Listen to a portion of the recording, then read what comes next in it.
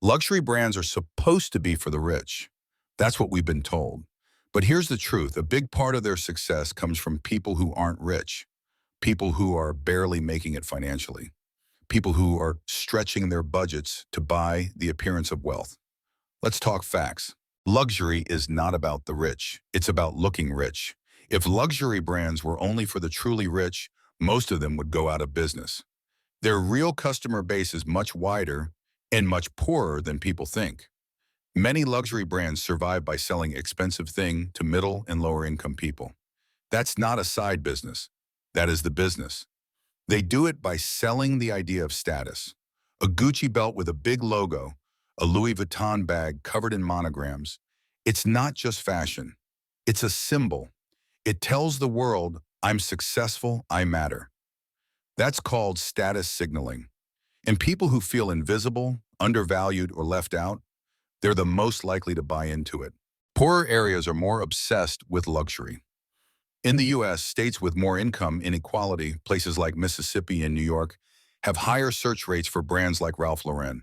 In places like Iowa or Nebraska, where incomes are more equal, interest is lower. The pressure to prove yourself is stronger when everyone around you seems to be doing better. That's where luxury brands step in. One striking case comes from young African American men in poor U.S. neighborhoods. Many buy expensive sneakers, like Air Jordans, even when money is tight. Why? Because showing up without the right shoes can mean being judged. Or worse, mocked. In these environments, not looking poor isn't just about vanity. It's a kind of social armor. And brands know this. They thrive on it. Luxury brands market to the poor. On purpose. Forget the image of a rich old man shopping for tailored suits. Today's luxury marketing is all about aspiration. Brands like Gucci and Louis Vuitton now design cheaper, entry-level items, scarves, belts, wallets, just so more people can buy into the brand, even if they can't afford much else. BMW has the 1 Series. Armani sells Armani jeans. It's luxury light, it looks expensive, but it's priced just low enough to be reachable for someone on credit. And yes, many people do use credit. In the US, credit card debt hit $1 trillion by the end of 2023. A lot of that is tied to luxury consumption. The message is, you deserve this, even if it means going into debt. Rich people, actually rich people, rarely go for flashy logos. They prefer quiet luxury. Subtle clothes, no labels. Think Loro Piana or Brunello Cucinelli. There's even a kind of in-the-know culture. If you recognize the brand, you're part of the club. If you don't, well, you're not. Many wealthy people even consider brands like Gucci or Louis Vuitton too obvious. Some surveys show they avoid wearing those labels altogether, unless they were paid to. Surveys show the wealthier the person, the less likely they are to wear something with a big logo. The people wearing luxury from head to toe are often the ones trying hardest to look like they're already at the top. The Pretty Woman effect. You know that scene in Pretty Woman where the rich woman gets snubbed in a luxury store? That moment happens in real life too. And oddly, it works in favor of the brands. Studies show that when less wealthy shoppers are treated like they don't belong in luxury stores, they actually spend more. It's called the Pretty Woman effect. People feel the need to prove themselves by buying expensive things they can't really afford.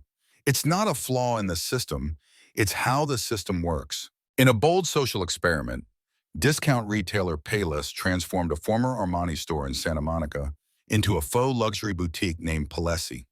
They stocked it with their regular $20, $40 shoes, rebranded with upscale aesthetics. Inviting fashion influencers to the grand opening, attendees praised the high-quality footwear, with some paying up to $645 for a pair.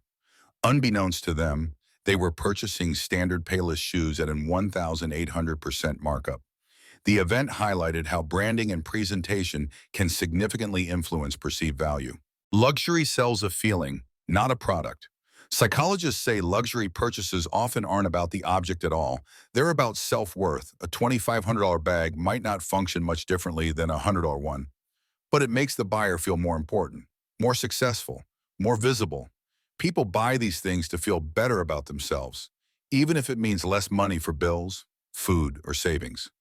Luxury gives you a short-term boost, but the financial damage lasts longer. Luxury brands have created a system where looking rich matters more than being rich. And they've built their success by selling that dream to people who can't afford it.